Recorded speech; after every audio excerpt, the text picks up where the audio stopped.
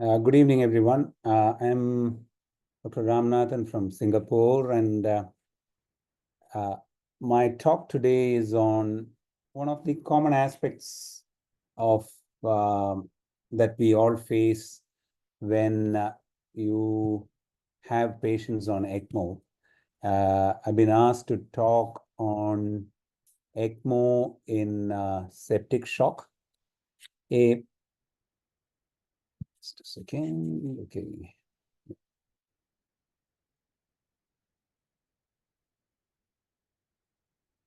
Oh, okay.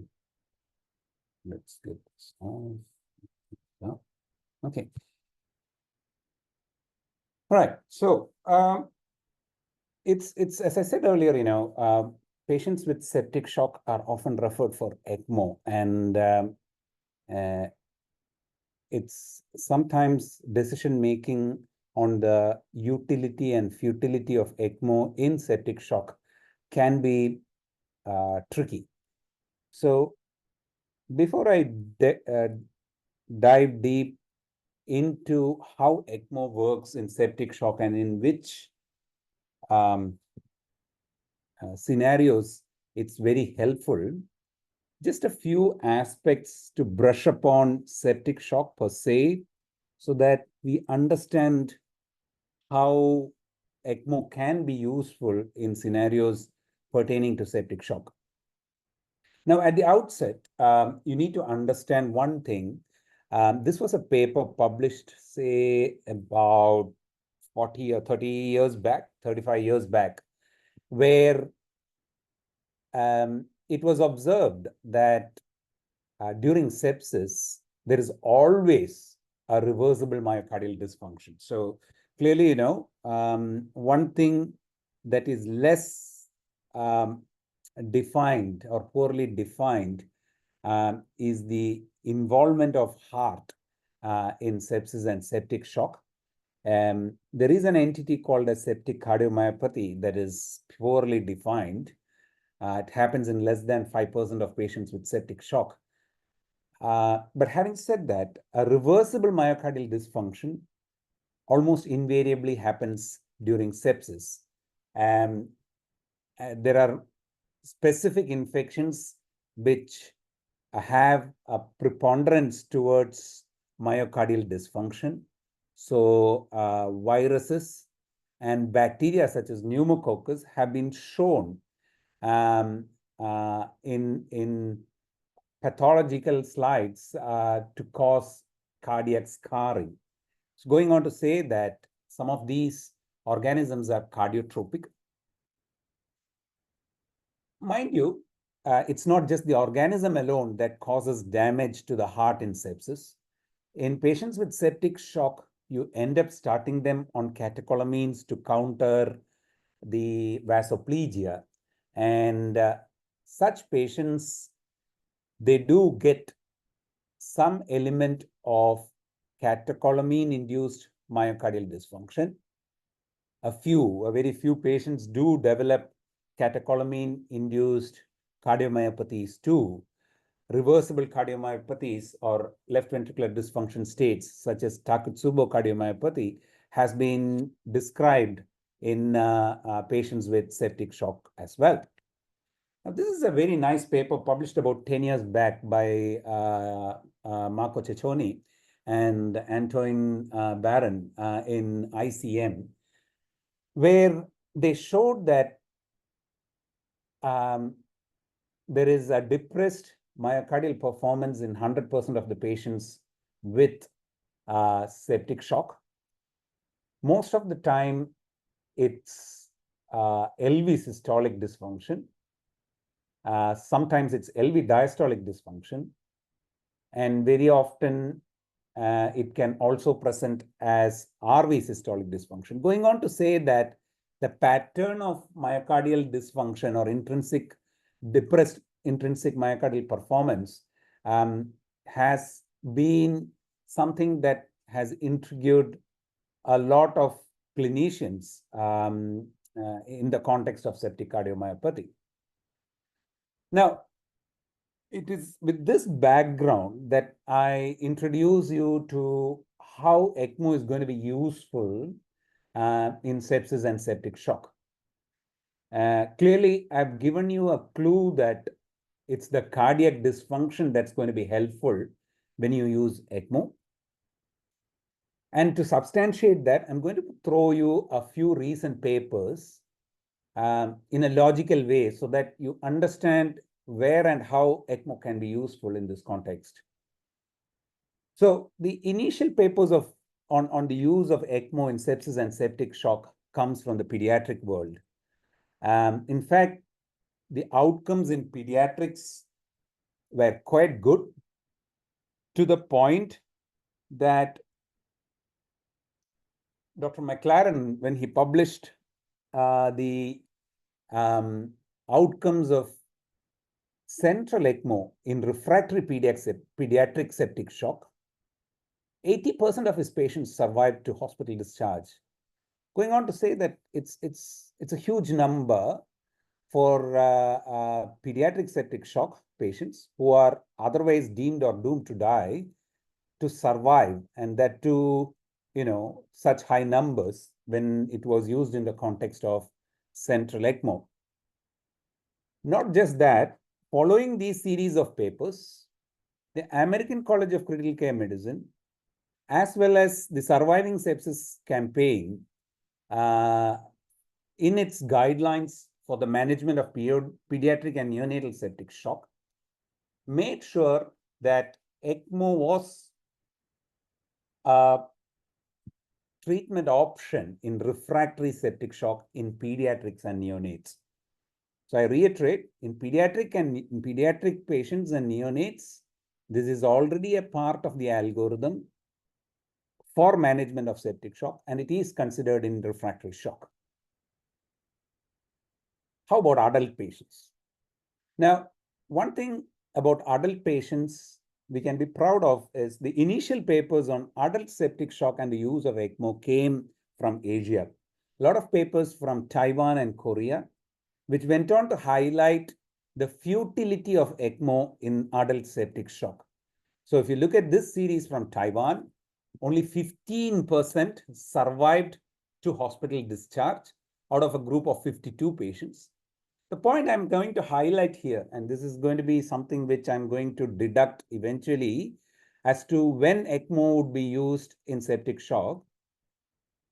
Now, all these patients went on veno-arterial ECMO, and they all had normal LV function. This is in the group of, this is from the Taiwanese study, where the survival was as dismal as 15%.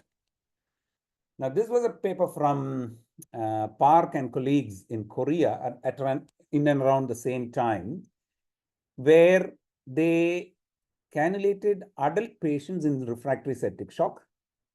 Here, these patients had an element of septic cardiomyopathy, but unfortunately, about 75% of their patients had cardiac arrest, and ECMO was used as part of ECPR.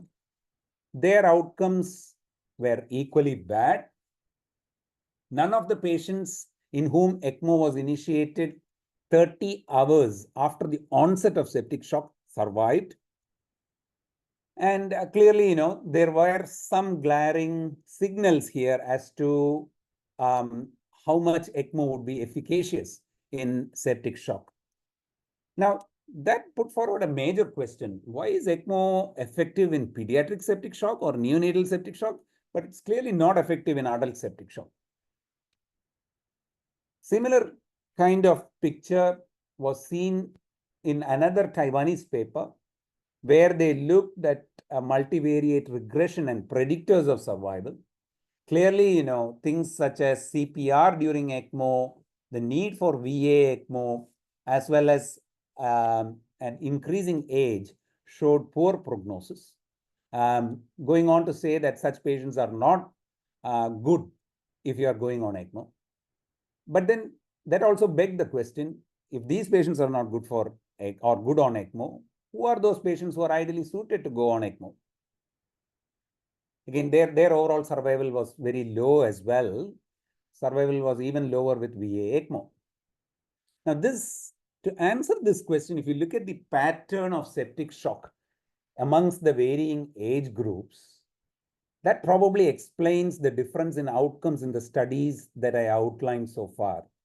So in pediatrics and neonatal septic shock, VA ECMO works, while in adolescent or in adults, it doesn't work.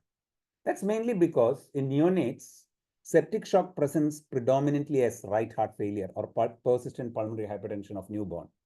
While in pediatric patients, it's predominantly a left heart dysfunction. By the time these children become adolescents and adults, the pattern of septic shock changes to more of a distributive shock with minimal cardiac involvement, for which I showed the evidences in the beginning. Now, with this concept in the background, now I'm going to show you a study that was published again. This was one of the first studies in adults that showed good outcomes in bacterial septic shock. Mind you, their numbers were very low, but then these numbers were very low because they opted to choose a particular profile of patients who would benefit from ECMO or veno-arterial ECMO in this context. So these patients had an EF of less than 25%. They had a low cardiac index and high vascular resistance. And in this context, these patients were offered ECMO. And what did they find? They found that these patients survived. About 70% of these patients clearly were rescued by ECMO. And this clearly mirrors what Graham showed in his pediatric paper as well, where 80% survived. But mind you, that was in a group of children, but in a group of adults who have a full-blown septic cardiomyopathy, they benefit out of veno-arterial ECMO as a mechanical cardiac support device. Now, the same group followed this up with a nice paper in Lancet about 5 years back or 4 years back, where they looked at a bigger cohort of patients with septic-induced cardiomyopathy and cardiogenic shock. So all these patients had mixed shock, septic shock with cardiogenic shock, and they were offered VA ECMO. Their outcomes were very good. And in fact, even after propensity score weighting, ECMO remained associated with improved survival. In an editorial to that particular article, Graham wrote that sepsis-induced heart failure, ECMO can be considered to provide cardiac support. Even though the study doesn't provide definitive proof, this is the strongest evidence to date in the adult population as much as septic shock goes. Now, we followed that up with a systematic review as well as an IPD analysis. Our findings closely mirrored what was shown in the Paris paper. We went on to tease out where exactly that cutoff point for VA ECMO should be chosen. Based on our analysis, we figured out that patients who had an EF of less than 20% had about 65% survival rates as compared to those above 35% EF who only had a 30% survival rate. Quite mirrors what the Taiwanese studies showed. So, if you were to summarize the literature and make some notes from this, ECMO clearly works in pediatric population because of the pattern of septic shock there, while in adults, in a specific group of patients who have septic cardiomyopathy, you will have to opt for VA ECMO. Now, what about those patients who are regularly referred with community-acquired pneumonia and they have inotropes ongoing? They are still in septic shock.